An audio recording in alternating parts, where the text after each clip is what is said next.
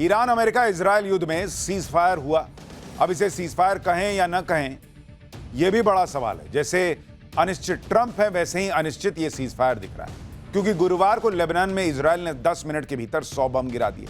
वहीं cease fire की घोषणा के 10 घंटे के अंदर ही ईरान के लवान द्वीप पर मौजूद ऑयल रिफाइनरी पर हमला हो गया। मतलब सीज फायर तो टिका ही नहीं ना। वैसे जिस डील को शहबाज मुनीर करवा रहे हों और जिसमें एक पार्टी खुद ट्रंप हो, तो उस डील की तस्वीर कंफ्यूजन से भरी होना कोई बहुत आश्चर्य की बात नहीं। जैसे उधई तैसे भान, ना इनके चोटी ना उनके कान। वैसे सीज फायर को लेकर भारत के नजरिए से दो बातें खूब चल रही हैं। विपक्षी नेता और उनका इकोसिस्टम जो है वो कह रहा है कि भारत की विदेश नीति फ्लॉप हो गई। भारत सीज फायर का सूत्रधार बन सकता था लेकिन चूक गया। दूसरी तरफ कुछ एक्सपर्ट कह रहे हैं कि भारत किसी दूसरी योजना पर काम कर रहा है। आज की एक्स्ट्रा क्लास में चैप्टर इन्हीं सवालों पर। क्या वाकई भारत डिप्लोमेटिक लेवल पर चूक गया है, या ईरान की शर्तों को मानकर ट्रंप ने कैसे अमेरिका की पूरी दुनिया में ऐसी तैसी करा दी? भारत क्या सोच रहा है, क्या कर रहा है? ईरान ने कैसे ट्रंप का सामना सच से करा दिया है, जो उनके लिए तो कड़वा है ही, अमेरिकियों के लिए और ज्यादा कड़वा है। इस सब के बीच नया वर्ल्ड ऑर्डर क्या बन रहा है? इन सभी सवालों के जवाब आपको देंगे, लेकिन शुरुआत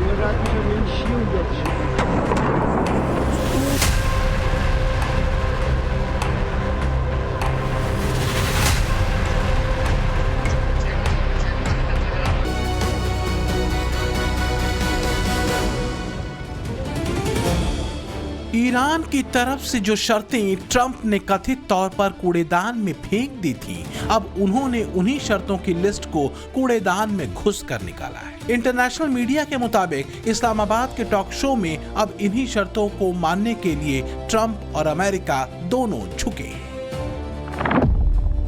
शांति वार्ता में ईरान ने अपनी कुछ मांगे रखी हैं, जैसे अमेरिका ईरान की फ्रीज संपत्तियों को वापस लौटाए, ईरान की 6 अरब डॉलर की संपत्ति फौरन रिलीज करे।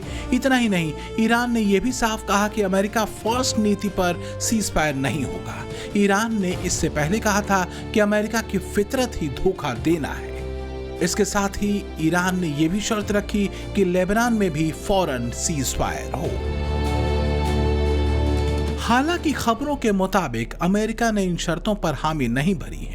कुछ रिपोर्ट्स तो ये भी कह रही हैं कि अमेरिका ने इन शर्तों को खारिज भी कर दिया है। पर एक बात जो साफ दिख रही है कि ईरान बैकफुट पर तो नहीं, कम से कम अपनी बात दमदारी से रखने के मामले में उसका जेस्चर हारा हुआ जेस्चर तो नहीं है, जैसा कि ट्रंप दावा करते हैं। अब क्या इन जेस्चर्स और शर्तों को देखकर आप अंदाजा लगा सकते हैं कि ईरान जंग में किसका पलड़ा भारी है, और क्यों कहा जा रहा है कि ईरान ने ग्लोबली ट्रंप और अमेरिका की फजीहत बुरी तरह से करा दी है? वैसे इस्लामाबाद पहुंचे अमेरिकी डेलीगेशन के लिए ट्रंप की गाइडलाइन सीधे शब्दों में अगर कहें तो एक है, कुछ भी करके कैसे भी बस ईरान के पचड़े से अमेरिका को निकालो, क्योंकि ईरान ने अमेरिका की हालत हर लेवल पर पतली कर दी है। अमेरिका के हथियारों के मार्केट पर बुरा असर पड़ा है। दुनिया ने देखा है कि अमेरिका के फाइटर जेट्स कैसे बेकार साबित हुए। ईरान ने अमेरिका का सुपर पावर वाला तमगा भी खत्म कर दिया। यह भी साबित कर दिया कि अमेरिका रणनीतिक तौर पर दिवालिया है, और इससे अमेरिका की इंटरनेशनल बेइज्जती हुई सवाल। तो फिलहाल तो ट्रंप के लिए ये लाइन बड़ी सटीक है कि सब कुछ लुटा के होश में आए तो क्या किया, लेकिन वाकई ट्रंप को ईरान होश में ला भी चुका है। फिलहाल तो खुद अमेरिकी डोनाल्ड ट्रंप पर मीम और पैरोडी बना रहे हैं। Fake power, fake muscle, fake bite, fake bark. Your best was 2 bridges in a city park. Now sit on your throne made of gold and shame. You played with fire, now watch your own flame. दुर्भाग्य से Trump के समर्थक भी उनसे बुरी तरह चिढ़े हुए हैं और अब तो ईरान जंग का चैप्टर अमेरिका के मिड टर्म इलेक्शन में ट्रंप की खटिया खड़ी करने के संकेत भी दे रहा है। अमेरिकी मीडिया में चर्चा तेज है।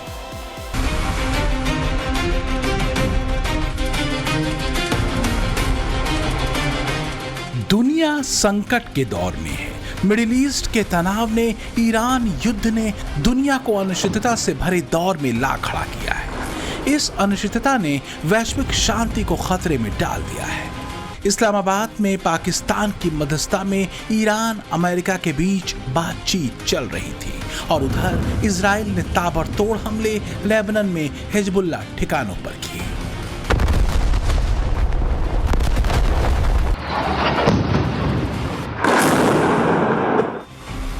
एक तरफ अमेरिका है, दूसरी तरफ ईरान। दोनों के अपने अपने दावे हैं, अपने अपने प्लान। 2 हफ्ते के सीज़फायर के बीच धमाकों के शोर पूरी तरह बंद नहीं हुए हैं। इजराइल ने फिलहाल अपने बमों और मिसाइलों का रुख लेबनान में आतंकी संगठन हिजबुल्लाह के ठिकानों की तरफ मोड़ दिया है। ईरान दिल मिलाया हुआ है क्योंकि लेबनान में हिजबुल्लाह ईरान का प्रॉक्सी रहा है।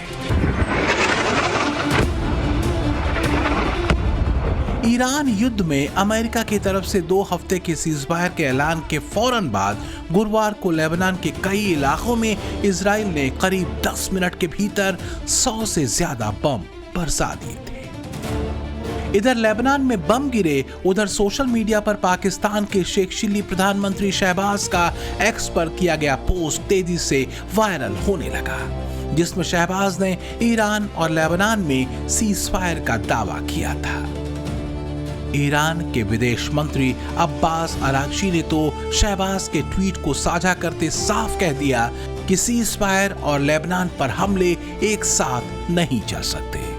तो फिर सवाल ये है कि ईरान युद्ध में सीज़फायर का ऐलान क्या दिखावा है? मुनीर शहबाज ने ट्रंप से कोई सेटिंग कर ली या शहबाज ने धोखेबाजी से लेबनान का नाम जोड़ दिया? अगर इन 3 सवालों में से एक भी सवाल का जवाब हाँ है तो शहबाज मुनीर का मुर्गा बनना तय है, फिर चाहे उन्हें मुर्गा ईरान बनाए या फिर ट्रंप। सच ये है कि पाकिस्तानी भी शहबाज की कारस्तानी पर भड़के हुए हैं। सीज़फायर पर उन्हें शहबाज का खुद का पीठ थपथपाना याद आ रहा है। वैसे पहली बार पाकिस्तान में मुल्ला मुनीर के पिट्ठू के नाम से मशहूर शहबाज ने आधी बात सच कही है, क्योंकि पहले दुनिया इन दोनों को इंटरनेशनल मंचों पर भीख मांगते ही देखती थी, लेकिन 30 मार खां बन रहे शहबाज मुनीर को लेबनान सीज़फायर वाले मामले पर अमेरिकी उपराष्ट्रपति जेडी वेंस ने टका सा जवाब दे दिया। ईरान अपनी शर्तों पर कायम है, वो पीछे हटने वाला नहीं। मुल्ला मुनीर और शहबाज की जोड़ी की ब्रोकरशिप भी ऐसा लगता है फ्लॉप साबित होने वाली है। ईरान के बेखौफ लीडर्स और उनकी स्पष्टवादिता को देखकर कुछ इंटरनेशनल एक्सपर्ट्स तक ये कह रहे हैं कि ट्रंप का सामना दूसरी बार एक कड़वे, कसैले और तीखे सच से हो चुका है, और ये सच अमेरिका की छवि से लेकर ट्रंप की राजनीति तक पर भारी पड़ने वाला है। कुल मिलाकर ट्रंप का सामना दूसरी बार सच से हुआ। पहली बार तो ट्रेड डील पर भारत ने सच से सामना कराया था। ट्रंप ने सारी प्रेशर टैक्टिक्स आजमा ली, लेकिन भारत ने अपनी शर्तों पर ट्रेड डील की। अब दूसरी बार ट्रंप का सच से सामना हुआ पावर पोस्चरिंग। ईरान डटा रहा, ट्रंप की हर धमकी का रॉकेट बनाकर मिडिल ईस्ट के अमेरिकी बेसिस पर बरसाता रहा। आखिरकार हुआ क्या? हुआ ये कि ईरान की शर्तों पर सीज़फायर के ऐलान के बाद बातचीत की टेबल पर अमेरिका को आना पड़ा। ठीक है कि आपने ईरान के सर्वोच्च नेता को मार गिराया। ट्रंप दावा करते हैं कि ईरान की नेवी, एयरफोर्स सब खत्म कर दी, उसकी टॉप लीडरशिप खत्म कर दी, ईरान को 50 साल पीछे धकेल दिया।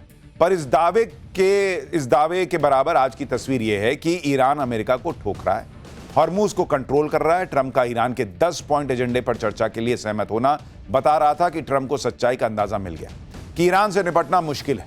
सच यह है कि ट्रंप ने अगर ईरान को 50 साल पीछे धकेल दिया, जैसा कि वो दावा करते हैं, तो ईरान ने भी अमेरिका को हाल फिलहाल में पहले विश्व युद्ध के बाद हुए ब्रिटेन के हाल जैसा कर दिया है क्या?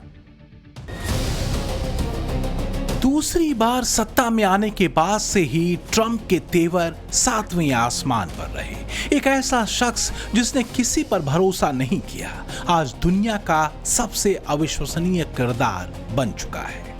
विश्लेषक कहते हैं कि आज की तारीख में भाषा, भाव और भावनाएं तीनों ही स्तरों पर ट्रंप अहंकार से भरे हुए हैं।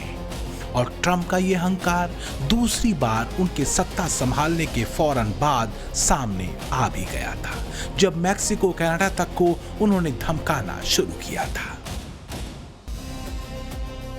तो क्या एक सुपर पावर कहे जाने वाले देश की कमान संभालने के बाद ट्रंप शक्ति संभाल नहीं सके? वो शक्ति के उन्माद में फंस गए। बीते करीब 2 सालों में ट्रंप के अहंकार ने पूरी दुनिया को एक अलग तरह के तनाव और अनिश्चितता के दौर में धकेल दिया है। पहले दुनिया के देशों पर अवैध टैरिफ लगाया, जिसमें भारत भी शामिल था। ट्रंप ने टैरिफ ब्लैकमेलिंग के जरिए ट्रेड डील को लेकर प्रेशर बनाने की भरपूर कोशिश की। यहां तक कि भारत समेत कई देशों की विदेश नीति में हस्तक्षेप तक करने की कोशिश ट्रंप ने की। मेक अमेरिका ग्रेट अगेन कहकर उन्होंने राष्ट्र हित नहीं बल्कि अपने परिवार के हित को चुना और क्रिप्टो करेंसी के कारोबार और अपने परिवार के कारोबार को बढ़ाने के लिए आतंकवाद तक से समझौता कर लिया और मुनीर और शहबाज की गोद में जा बैठे। ट्रंप का सच से पहला सामना भारत ने कराया, जब रूस के तेल को खरीदने को लेकर ट्रंप ने भारत पर 50% का अवैध टैरिफ लगाया था। नतीजा यह हुआ कि पीएम मोदी ने अमेरिकी मार्केट का विकल्प खोजा। यूरोपीय संघ समेत मिडिल ईस्ट और ब्रिटेन तक से ऐतिहासिक ट्रेड डील भारत की हुई। पुतिन और मोदी की दोस्ती इंटरनेशनल मीडिया में सुर्खियां बनी।